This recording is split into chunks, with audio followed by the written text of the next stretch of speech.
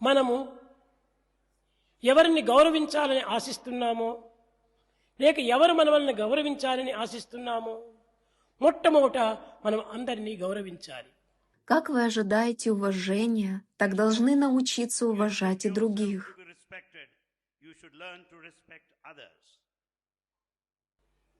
ధనము లేకపోవచ్చును, У вас может не быть денег, గుణము లేకపోవచ్చును, у вас может не быть особых достоинств. ఇంకా సిరి సంపదలు లేకపోవచ్చును, Вы можете не жить в достатке и благополучии. బీదవాడు కావచ్చును లేక రిచ్ మ్యాన్ కావచ్చును.